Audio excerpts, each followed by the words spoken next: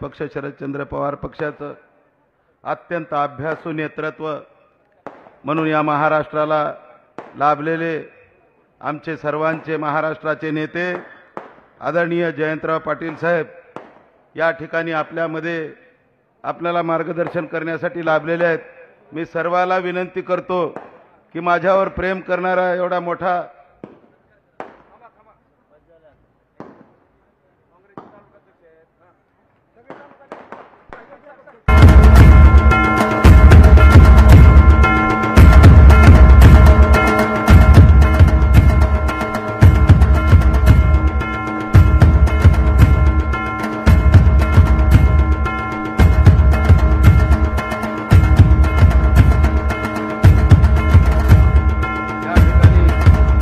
उपस्थित असलेले आमचे ज्येष्ठ नेते आमचे मार्गदर्शक बसवराज पाटील साहेब, शिवाजीराव मुळे सर, शिवसेनेचे आमचे नेते आमचे बालाजी भाऊ रेड्डी साहेब, आमचे जिल्ह्याचे अध्यक्ष, माझे सर्व मार्गदर्शक आदरणीय संजय भाऊ शेटे, आमचे धोंडेराम पाटील, नेमीचंद पाटील, या ठिकाणी उपस्थित असलेले जिल्ह्याचे सर्व पदाधिकारी, तालुक्याचे अध्यक्ष नेमीचंद पाटील, शहराचे अध्यक्ष बसवराज काळे, या ठिकाणी उपस्थित असलेले आमचे कल्याण पाटील, आमच्या सर्वांच्या लाडक्या नेत्या आदरणीय शिलाताई पाटील, प्रीतीताई भोसले, या ठिकाणी उपस्थित असलेले शिवसेनेचे तालुका अध्यक्ष चंद्रकांत टंगेटोल, मुक्तेश्वर पाटील, काँग्रेसचे अध्यक्ष मारुती पांडे, ज्ञानेश्वर पाटील, आमचे नगरसेवक तरुण मित्र महेश दुळशेटे, नितीन दुळशेटे, या ठिकाणी उपस्थित असलेले आमचे संग्राम नामवाड, या व्यासपीठावर उपस्थित असलेले, आता मी सगळ्यांचे नावं कल्याण पाटील घेऊ शकतो परंतु वेळेअभावी साहेबांना अवघ्या 10 मिनिटात टेकअप घ्यायचं आहे, त्यामुळे मी आता सर्व व्यासपीठावरील आदरणीय मान्यवर आणि उपस्थित असलेले माझ्यावर प्रेम करणारे सर्व मतदार बंधू आणि भगिनींनो, या ठिकाणी मी एकच तुम्हाला विनंती करू इच्छितो की आदरणीय साहेब, मी 2009 मध्ये मराठवाड्यातल्या 8 जिल्ह्यामध्ये एकमेव आम्ही 2 आमदार होतो। आदरणीय लोकनेते गोपीनाथराव मुंडे साहेबांच्या घरात पंकजाताई मुंडे आणि उदगीरला सुधाकर भालेराव साहेब, दुसऱ्यांदा सुद्धा मी कंटिन्यू झालो, परंतु तिसऱ्यांदा असं काय झालं मला सुद्धा कळालं नाही। माझ्यावर तो अन्याय झाला आणि मला खऱ्या अर्थानं या ठिकाणी यावेळेस मला इमानदारने साहेब मला माहिती नव्हतं की यावेळेस मला खरंच उमेदवारी मिळेल आणि मी निवडणूक लढवेल असं मला वाटत नव्हतं, परंतु देव जाणे आपण प्रदेशाध्यक्षाच्या नेतृत्वामध्ये आदरणीय शरदचंद्र पवार साहेबांच्या आशीर्वादाने, माझ्या सर्व ज्येष्ठ नेत्यांच्या सर्व आशीर्वादाने मला आपण उमेदवारी दिली साहेब। मला या ठिकाणी 10 वर्ष लोकांनी पाहिले, मध्ये फक्त 5 वर्ष नसल्यानंतर सुद्धा या ठिकाणी मोठ्या संख्येने मला या ठिकाणी आशीर्वाद द्यायला जनता आलेली आहे आणि हे फक्त एका तालुक्यातून प्रमुख कार्यकर्ते आले साहेब। या ठिकाणी नॅशनल हायवे, कधी न होणारा नॅशनल हायवे मी केला साहेब। जळकोटला या ठिकाणी विद्युत निर्मितीचं केंद्र सोलारवर 175 मेगावॉट विद्युत निर्मितीचं केंद्र या ठिकाणी माळी परग्याला करून घेतलं 150 कोटीचा। जळकोटला पिण्याच्या पाण्याची अडचण भीषण होती साहेब, या ठिकाणी साठवण तलाव बनवला आणि साठवण तलावातून आता मुबलक पाणी या ठिकाणी दिलं। उदगीरला लिंबोटीच्या नांदेड जिल्ह्यातून पाणी आणलं साहेब। एवढे मोठे कामं करून सुद्धा या ठिकाणी आमचा जो स्पर्धक आहे, या ठिकाणी जो आमचा आमदार म्हणून या ठिकाणी आता काम केलं आणि 2दा मंत्री झाला साहेब। आपल्या काळात एकदा राज्यमंत्री आणि एकदा कॅबिनेट मंत्री, तर ह्या महाशयांनी या ठिकाणी जेवढी कामं माझ्या काळात झाली साहेब, इमानदारीनं त्या ठिकाणी सगळी तो खोटं पत्रक काढून लोकांना सांगतो मी केलोय म्हणून मी या ठिकाणी माझ्या जनतेला एवढंच विश्वासात घेऊन सांगू इच्छितो, त्यांनी जे पत्रक काढले ते पत्रक जनता यायला लागलेली आहे। सर्वांचं मी मनापासून स्वागत करतो, परंतु या ठिकाणी माझ्या जळकोट तालुक्यातील उदगीर मतदारसंघातील सर्व नागरिक बंधू भगिनींना मी सांगू इच्छितो, माझ्या काळात जी कामं झाली तीच कामं जर झाली माझ्या काळातली नसतील तर या ठिकाणी आताच्या मंत्री म्हणून राहिलेल्या महोदयांनी सांगावं की सुधाकर भालेरावला सुद्धा त्याच्या आईवडिलांनी जन्म दिलाय आणि ह्या बी बाबाला त्याच्या आईवडिलांनी जन्म दिलाय आणि त्या आईवडिलाची शपथ घेऊन येऊन सांगावं इथं महात्मा बसवेश्वर महाराजांच्या चौकात या ठिकाणी छत्रपती शिवाजी महाराजांच्या चौकात येऊन जाहीर सांगावं, जर ते खोटं असेल तर इमानदारीनं पाहिजे ते शिक्षा भोगायला तयार आहे, परंतु खोटं बोलून माझ्या जनतेची दिशाभूल केला तर या ठिकाणी माझी जनता माफ करणार नाही। या ठिकाणी मला विश्वास आहे की येणाऱ्या काळामध्ये MIDC सारखा प्रोजेक्ट होणं आवश्यक आहे साहेब। आपलं महाविकास आघाडीचं सरकार आल्यानंतर आपल्या नेतृत्वामध्ये महाराष्ट्रामध्ये या ठिकाणी मला विकास कामासाठी MIDCची अत्यंत आवश्यकता आहे। या ठिकाणी वेगवेगळ्या दृष्टिकोनातून निराधाराला आधार मिळणाऱ्या योजना गेल्या 5 वर्षामध्ये एक सुद्धा कोणाला पैसा मिळाला नाही, परंतु माझ्या काळामध्ये 12,000 लोकांना निराधारांना या ठिकाणी मी त्या ठिकाणी योजना लागू केली। ज्या ज्या गोष्टी शेतकऱ्यासाठी साहेब 10 वर्ष मी आमदार असताना कधी शेतकऱ्याला रस्त्यावर उतरू दिलं नाही। शेतकऱ्याची नुकसान भरपाई असेल, सुका दुष्काळ असेल की ओला दुष्काळ असेल, 100% तुम्हाला मी त्या ठिकाणी भरपाई करण्याचं काम केलं। परंतु ह्या भाद्रानी 5 वर्ष त्या ठिकाणी आमदारकीमध्ये मंत्रीपद भोगला, परंतु एका तरी शेतकऱ्याला पीक विमा मिळाला का? मिळाला असेल तर सांगा, मिळाला का नाही?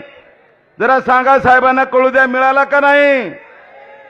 साहेब अशा पद्धतीने शेतकऱ्याच्या डोक्यावरचं लोणी खाल्ला। शेतकऱ्याच्या लोणी खाण्याचं काम कशा पद्धतीने केलं? पीक विमा कंपनीकडनं पीक विमा कंपनीला 1100 कोटी रुपये सरकारने शेतकऱ्याच्या माध्यमातून 1 रुपयाच्या माध्यमातून भरले गेले।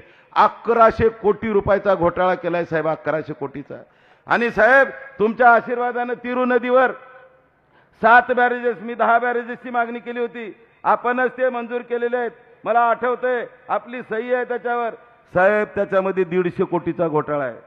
आणि तो घोटाळा असा केला यांनी की दुरुस्तीच्या नावाखाली ते इस्टिमेट बनवून घेतलं। अत्यंत अधिकाऱ्याला शातीर दिमागानं काम केलं साहेब। 50 शेतकऱ्याचा सुद्धा तिथं फायदा होईना।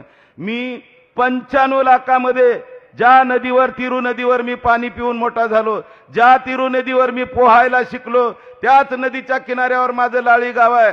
आणि त्या नदीवर ह्या भाद्रानी 95 लाखात जिथं 2.5 किलोमीटर पाणी थांबवू शकला सुधाकर भालेराव, आणि 136 कोटी 16 लाख रुपये त्या ठिकाणी मंजूर करून साहेब तुमच्याकडून घेतला। आणि पुन्हा नंतर मला असं समजलं की पुन्हा काहीतरी 50 कोटी रुपये वाढीव, असं जवळपास 150 का 1.25 मला ते आकडा आता तुम्हालाच बाहेर काढावा लागणार आहे। नंतर काही लोक कोर्टात गेल्यात साहेब। एवढा मोठा घोटाळा आमचे आदरणीय जिल्ह्याचे नेते आदरणीय दिलीपराव देशमुख साहेब, आदरणीय अमित भैया देशमुख साहेब काल आले होते पवार साहेबांच्या बैठकीत। त्यांनी सांगितलं की महाराष्ट्रामध्ये 288 आमदारांपैकी जर सर्वात मोठा घोटाळा आणि भ्रष्टाचार कुठं झाला असेल तर ते उदगीर जळकोट मतदारसंघामध्ये केलेला आहे। आणि एवढा मोठा घोटाळा करून आता साहेब त्याच्या पायाखालची माती घसरलेली आहे साहेब। रात्रीचे दिवस करून या ठिकाणी साहेब काहीतरी 5,000चा रेट काढलाय म्हणून ऐकण्यात आलं साहेब, 5,000 रुपये। आणि काही चांगले चांगले माणसं ज्या कुटुंबामध्ये चांगले धनिक झालेले आहेत त्यांना सुद्धा काही हाताशी धरून त्या समाजामधल्या लोकांना आपापल्या गावामध्ये पाठवायला लागलेत। इमानदारीने सांगतो, माझ्या आयुष्यात साहेब मी राजकारणामध्ये आल्यानंतर एक शपथ मी सगळ्या माझ्या मतदारसंघात घेतली होती, जर मला तुम्ही आमदार केलात आणि जर तुमच्या विकासाचा 1 रुपयाचा जरी भ्रष्टाचार केला तर माझ्या मरणोत्तर कफनाचा टिळा होईल, अशी शपथ घेऊन तुमची 10 वर्ष सेवा केला। आणि साहेब तुम्हाला मी विश्वासाने सांगू इच्छितो, ही माझी जनता भक्त सुधाकर भालेरावर आणि आदरणीय शरद पवार साहेबांवर, आदरणीय जयंत पाटील साहेब आपल्या नेतृत्वावर विश्वास ठेवून या ठिकाणी मोठी संख्या या ठिकाणी जमलेली आहे। आतापर्यंतच्या जेवढ्या मी निवडणुका लढवला एवढ्या कधी संख्येने जळकोटला कोणी एवढे जमले होते का? सांगा जमले होते का कधीतरी? आज एवढ्या मोठ्या ताकदीने तुम्ही मला आशीर्वाद द्यायला लागलाय।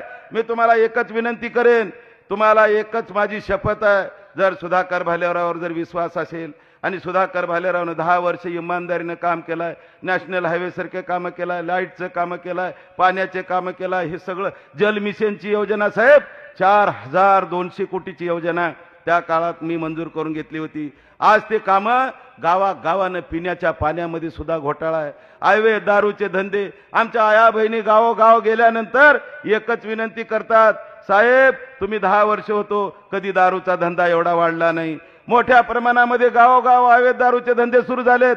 आमचे 30-30 वर्षाचे 25 वर्षाचे लेकरं दारूच्या व्यसनाला बळी पडून त्यांचं गावाच्या बाहेर तिरडी जायची वेळ आली आहे। कितीतरी लोकांनी, काल एकाने तर म्हटलं एका गावात 20 मुलं 25-25 वर्षाची मेलेत। 10-10 वर्षाच्या पोराला दारू पाजण्याचं पाप या ठिकाणी या 5 वर्षात झालेलं आहे साहेब। हे जर मापदंड जर तुम्हाला सरळ करायचा असेल आणि उदगीर आणि जळकोट मतदारसंघामध्ये सुजलाम सुफलाम दिवस आणायचे असतील तर इमानदारीने तुम्हाला मी सांगतो, या ठिकाणी किती जरी काही पैसे वाटायचा प्रयत्न केला, ह्याच्या बापाच्या घरचं सोयाबीन इकून दिला नाही। याला इथं लातूरचं पार्सल लातूरला पाठवायचं असेल, उद्या जर सुधाकर भालेराव जर मेला तर त्याची अंत्यविधी तुमच्या तालुक्यात होणार आहे, आणि जर त्यानं जर मेला तर त्याची अंत्यविधी कुठे होणार आहे बघा।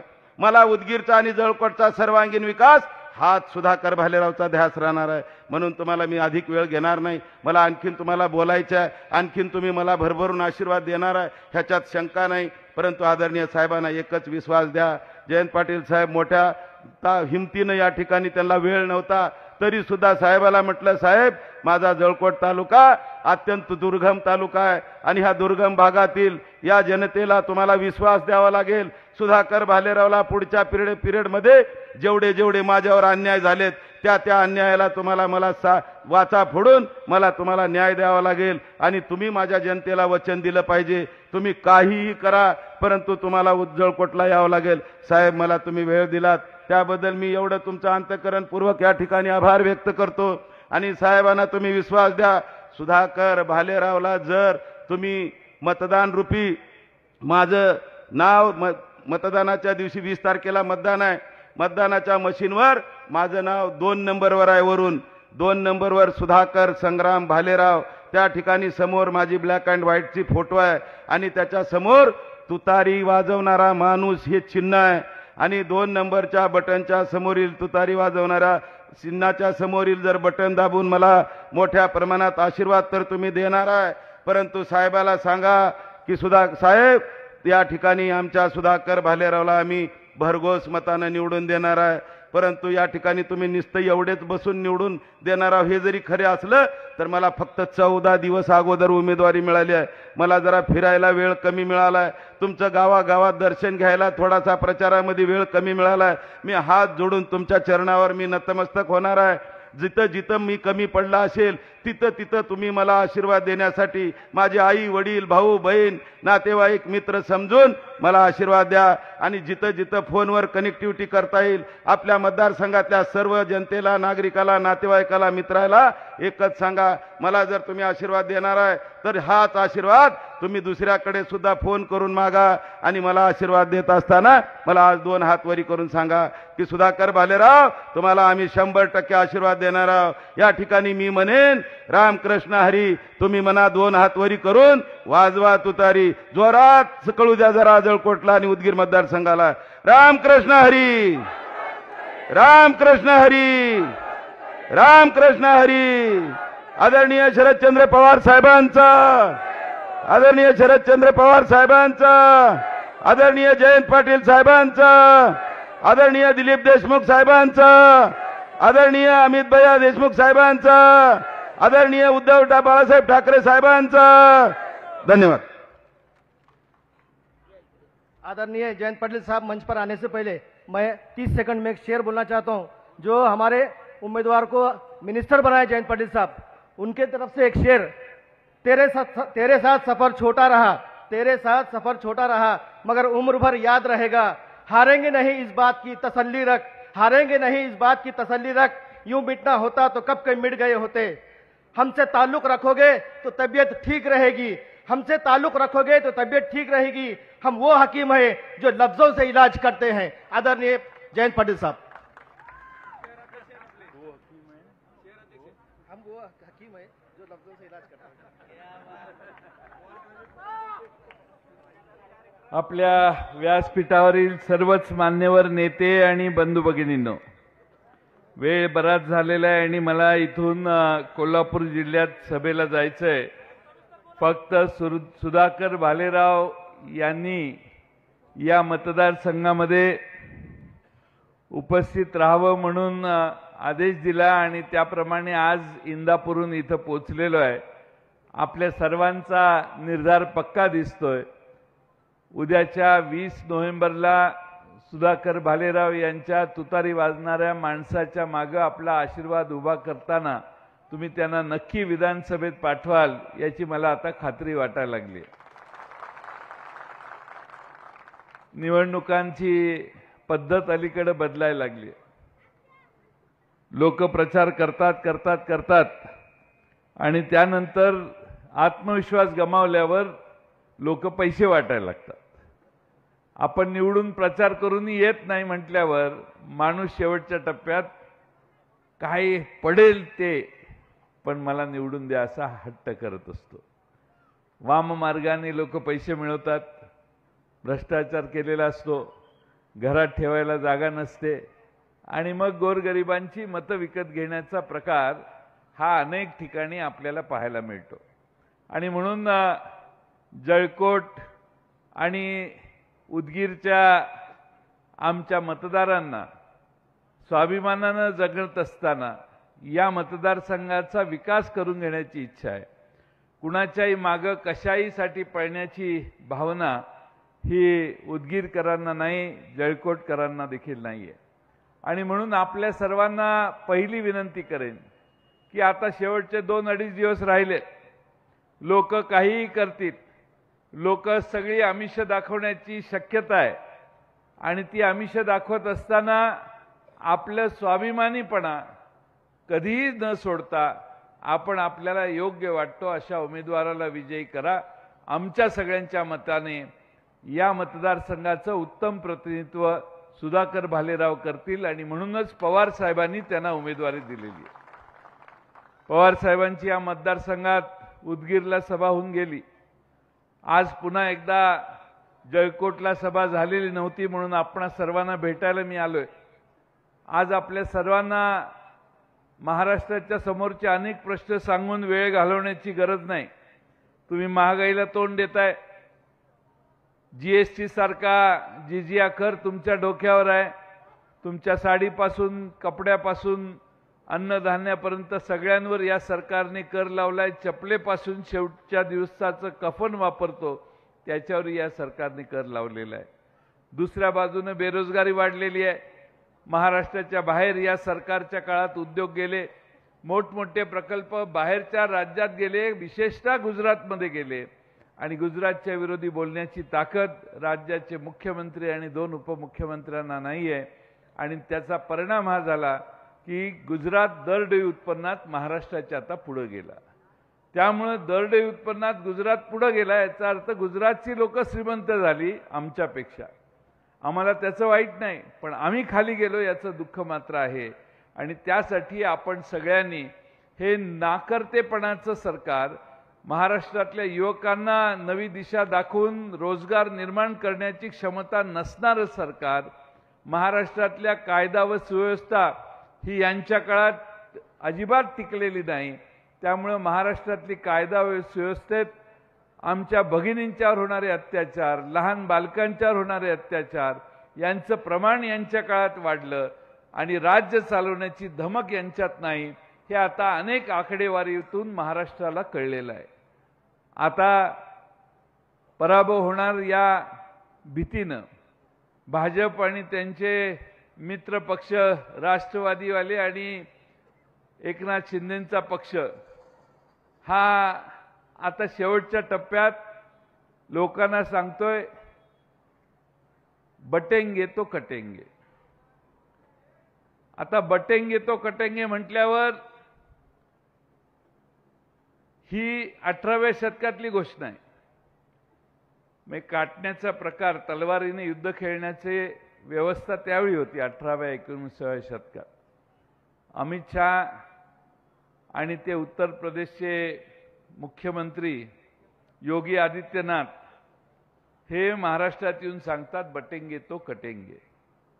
आता योगी आदित्यनाथला मी आणखीन एके ठिकाणी सांगितलं की त्याला माहीत नाही, निम्मा उत्तर प्रदेश मुंबईत येऊन नोकऱ्या करतो आणि हे आम्हाला सांगतोय की बटेंगे तो कटेंगे. काय पद्धत आहे या देशात. बरं, हे बटेंगे के तो कटेंगे म्हटल्यावर हे भानावर आले आमच्यातनं गेलेले साहेब. ते म्हणजे नाही नाही, हे मला मान्य नाही. देवेंद्र फडणवीस म्हटले मान्यच करावं लागेल. तुम्हाला कळलं नाही मग आम्ही काय म्हणतोय, त्याने आमचा उद्देश काय हे त्यांना म्हणतात. आज महाराष्ट्रामध्ये वोट जिहादच्या नावाने अल्पसंख्याक समाजाला हिणवण्याचं काम करतात. डॉक्टर बाबासाहेब आंबेडकरांनी घालून दिलेल्या घटनेप्रमाणे लोकांनी मतदान केलं आणि त्या घटनेप्रमाणे प्रत्येकाला महाराष्ट्रात आणि देशात एक मताचा अधिकार आहे. टाटा बिर्लाला पण आणि झोपडीत राहणाऱ्या माणसाला एक मत द्यायचा अधिकार आहे. आणि त्यामध्ये कुणी जर आपले अधिकार बजावले तर ठराविक समुदायाला टार्गेट करून जर आपण अशी भाषा वापरायला लागलो तर याचा अर्थ भारतीय जनता पक्षाचा महाराष्ट्रातला पराभव आता अटळ आहे. आज या मतदारसंघामध्ये महाराष्ट्राचे आमच्या बरोबर एक मंत्री होते ज्यांनी शरद पवार साहेबांच्यावर गद्दारी केली, पवार साहेबांना फसवलं, पवार साहेबांच्या पाठीत खंजीर खुपसला. मंत्री होताना भविष्यात आता या समाजाचा नेता म्हणून आपण याला उभा करू अशी पवार साहेबांची धारणा होती. पण एवढा बेईमान गडी असेल असं आम्हाला कधी वाटलं नव्हतं. त्यांनी पवार साहेबांना फसवलं. आज क्षणिक फायद्यासाठी त्या माणसाने स्वतःच्या पायावर कुऱ्हाड मारून घेतली. महाराष्ट्रामध्ये आज काही लोक त्यांच्या पक्षाने उभी केलेली आहेत. आमचं चिन्ह आधी घड्याळ होतं, सध्या घड्याळ आमचं चोरीला गेलेलं आहे. त्यामुळे चोरीला गेल्यावर त्यांना कोर्टाने सांगितले की खाली लिहा की हे न्यायप्रविष्ट आहे. मगाशी मी इंदापूरला गेलेलो, बोर्ड लावलाय घड्याळ आहे पण खाली न्यायप्रविष्ट लिहिलेलं नाही. कोर्टाने सांगितलेलं आहे की तुमचं हे घड्याळ तुमच्याकडे राहणार की नाही हे नंतर ठरेल, सध्या तुम्ही खाली लिहा न्यायप्रविष्ट आहे. अशा न्यायप्रविष्ट प्रकरणामध्ये जनता त्यांच्या बाजूला मतदान करेल असं मला वाटत नाही. पण जेव्हापासून तुतारी पवार साहेबांनी हातात घेतलेली आहे, तुतारी वाजवणारा माणूस आमचं चिन्ह झालंय, तेव्हापासून महाराष्ट्रभर तुतारीचं स्वागत होतंय.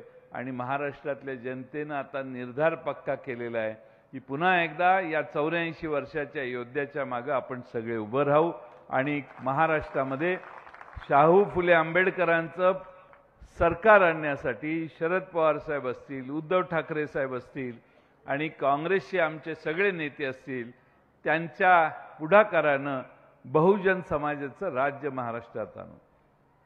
एका बाजूला भारतीय जनता पक्षाचे अमित शहा सांगतात की देवेंद्र फडणवीस महाराष्ट्राचे मुख्यमंत्री होणार.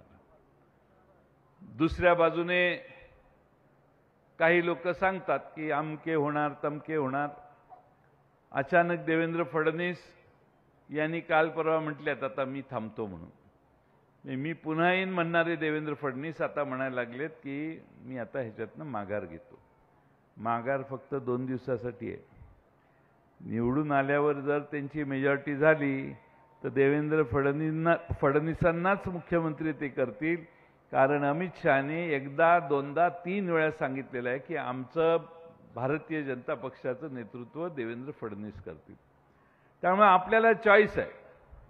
एका बाजूला देवेंद्र फडणवीसांना मुख्यमंत्री करायचं का दुसऱ्या बाजूने महाविकास आघाडीच्या शाहू फुले आंबेडकरांचा विचार मानणाऱ्या माणसाला मुख्यमंत्री करायचं, याचाही निर्णय सुधाकर भालेरावांना मतदान करताना तुम्ही सगळ्यांनी करायचा आहे.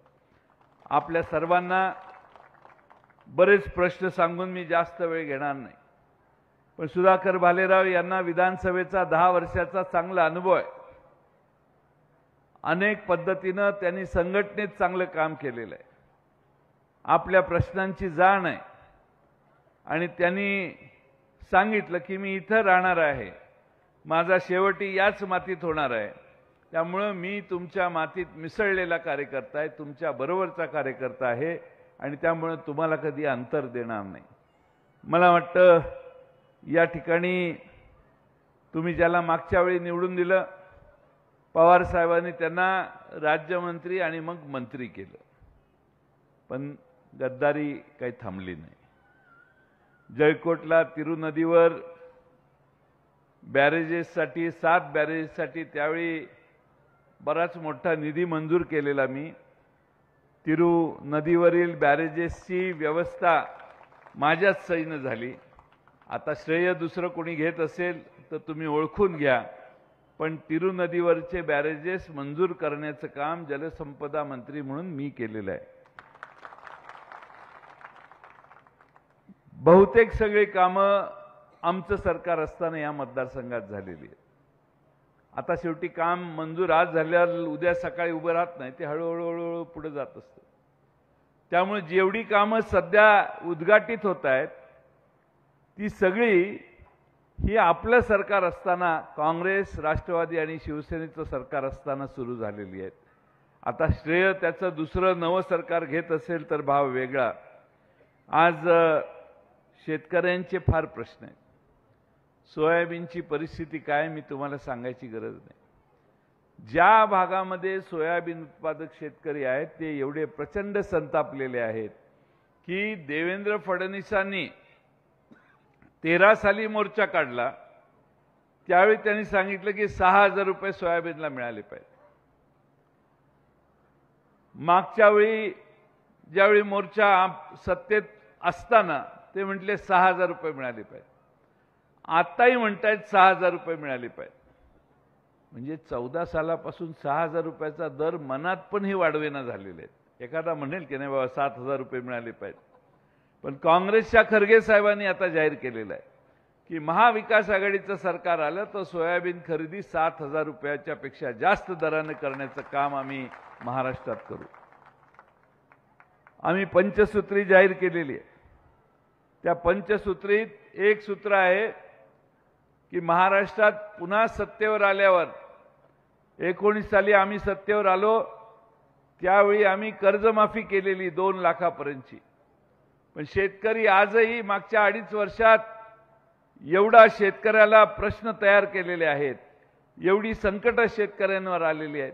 अनेक जण कर्जबाजारी झाले आहेत, अनेकांचा संसार आणि शेती पुढे चालायची थांबलेली आहे.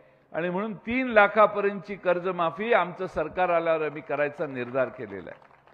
इथं फार मोठ्या प्रमाणात भगिनी आहेत. भगिनींच्यासाठी सांगतो, महालक्ष्मी नावाची एक योजना आणणार आहे आम्ही. सरकार आल्यानंतर तुम्हाला 3 महिन्याला 3,000 रुपये द्यायचा निर्धार राहुल गांधींच्या नेतृत्वाखाली दिल्लीत, मुंबईमध्ये आम्ही जाहीर सभेत केलेला आहे. त्यामुळे 3,000 रुपये महाराष्ट्रातल्या गरीब महिलांना देणे, दुसऱ्या बाजूने आपल्या सगळ्यांना पूर्ण ताकदीनं आपल्या पीक विम्यासारखे जे प्रश्न तयार होत आहेत ते सोडवण्यासाठी मदत करणे. आता 3 वर्षापासून आपल्याला पीक विमा मिळालेला नाही. विमा कंपन्यांचं उकळ पांढरं व्हायला लागलं. हे वरमधले सगळे दलाल विमा कंपन्यांना काम मिळवून देण्यात पुढाकार घेऊन पैसे घेणारे आहेत का काय अशी शंका महाराष्ट्रात निर्माण झाली आहे. आणि आम्ही विमा कंपन्यांच्याकडे हप्ते भरून, म्हणजे 1 रुपया हप्ता या सरकारनं जाहीर केलेला, हे भरून देखील आमच्या पदरात काहीही पडत नाही. 3 वर्ष या भागातल्या शेतकऱ्यांना विमा देण्याची दानत विमा कंपन्यांची झालेली नाही. आणि म्हणून आपल्या सगळ्यांना या शेतकऱ्याच्या दुरावस्थेवर आवाज उठवण्याचं काम करावं लागेल. काही किरकोळ 1,000-2,000 रुपये घेऊन आपलं मत देण्यापेक्षा तुमच्या कष्टाला चांगला दाम मिळायचा असेल तर महाविकास आघाडीचा विचार तुम्ही सगळ्यांनी स्वीकारा. मी तुम्हाला महाविकास आघाडीच्या वतीनं विनंती करतो आणि खात्री देतो की महाराष्ट्रातला कांदा उत्पादक, सोयाबीन उत्पादक, कापूस उत्पादक यांची प्रतारणा आमचं सरकार कधी करणार नाही. त्याच्या मागे ठामपणानं उभा राहील आणि तुम्हा सगळ्यांना आधार देईल. आमच्या सोयाबीनच्या किमती खाली गेल्या, पण उद्योगपतीच्या सोयाबीनपासून काढलेल्या तेलाच्या किमती 80 रुपयाच्या 180 रुपयावर गेल्या. त्यामुळे तुम्ही विचार करा, फायदा यांच्या राज्यात फक्त श्रीमंत वर्गाचा आहे आणि शेतकरी जो कष्ट करतो त्याच्या हातात पैसे देण्याची दानत या सरकारची नाही. आणि म्हणून माझी आपणा सगळ्यांना विनंती आहे की आपण या मतदारसंघात रस्त्याची दुर्दशा आहे, आरोग्य व्यवस्थेकडे दुर्लक्ष झालेलं आहे, जळकोट तालुक्याच्या विजेचा प्रश्न गंभीर आहे, तांडा रस्त्यांची कामं अनेक ठिकाणी प्रलंबित आहेत, या सगळ्यातनं आपल्याला न्याय मिळवायचा असेल तर सुधाकर भालेराव यांच्या मागे आपण सगळ्यांनी उभा राहा. आपल्या सगळ्यांना माझी विनंती आहे की ही लढाई विचारांची आहे. एका बाजूला जातीयवादी भारतीय जनता पक्षासारखी शक्ती आणि त्यांना सामील झालेले फितूर झालेले आमचे दोन एकनाथ शिंदे आणि अजित पवार यांचे पक्ष, आणि आम्ही या ठिकाणी शाहू फुले आंबेडकरांचा विचार घेऊन राहुल गांधींचं नेतृत्व असेल, उद्धव बाळासाहेब ठाकरेंचं नेतृत्व असेल किंवा आदरणीय पवार साहेबांचं नेतृत्व असेल, आम्ही या बाजूने महाराष्ट्रात जातीयवादी विचारशक्ती वाढणार नाहीत, त्यांना कटाक्षाने इथं थांबवण्याचं आम्ही काम करू या आत्मविश्वासाने आज लढतोय. आणि महाराष्ट्र नेहमी लढणाऱ्यांच्या मागे उभा राहतो. तो लढणाऱ्यांच्या मागे उभा करताना जळकोटकरांनी या दोघातला फरक, सत्तेत जाऊन लाचार झालेले, गद्दारी करून तिकडे जाऊन बसून काही मलिदा खाणारे, आणि दुसऱ्या बाजूने सत्तेत नसताना देखील आमच्या पक्षाच्या बरोबर काम करायची मानसिकता दाखवून सुधाकर भालेराव राष्ट्रवादीत येऊन आज काम करतायत. यातला फरक तुम्ही लक्षात घ्या आणि त्यामुळे सुधाकर भालेरावांच्या मागे आपण सगळ्यांनी उभा राहा एवढीच विनंती या निमित्तानं करतो. वेळ बराच झालेला आहे. महाराष्ट्रातलं वातावरण फार चांगलं आहे. आम्हा सगळ्यांना खात्री आहे की उद्याच्या निवडणुकीनंतर महाविकास आघाडीचं सरकार आपलं येणार आहे. त्यामुळे जर तुम्हाला कोणी सांगत असेल की तिकडं गेल्यावर ते अमकं होईल तमकं होईल, तर त्यांच्या मंत्रिपदाची मुदत 20 नोव्हेंबरला तुमच्या मतानं संपणार आहे. पण जळकोटकरांना, उदगीरकरांना हा विश्वास देतो की सुधाकर भालेरावांना देखील पवारसाहेब एवढी ताकद देतील की तुम्हाला कुठेही कामाचा बॅकलॉग कधी सांगायची उसंत मिळणार नाही.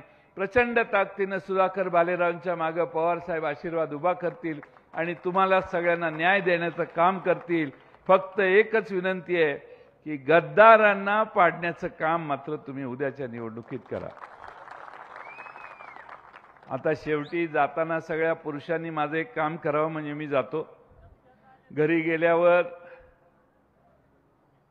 आपली पत्नी असेल तिला बोलवा, आई असेल तर बोलवा, बहीण बोलवा, मुलगी बोलवा, मावशी बोलवा, वहिनी बोलवा आणि घरातल्या महिलांची मीटिंग घ्या आणि सगळ्या महिलांना सांगा की तो दाढीवाला बाबा 1,500 रुपये देतोय आणि आज आलेला ह्यो बाबा 3,000 रुपये द्यायला तयार झालेला आहे. त्यामुळे 3,000च्याकडे आपण जायचं. ही भूमिका घराघरात जाऊन तुम्ही सगळ्यांनी सांगावी एवढीच विनंती करतो. आणि सुधाकर भालेरावांच्या तुतारी वाजवणाऱ्या माणसाच्या चिन्हावर मतदान करा एवढी आग्रहानं कळकळीची विनंती करून पुढे जाण्यासाठी आपल्या सगळ्यांची रजा घेतो. धन्यवाद.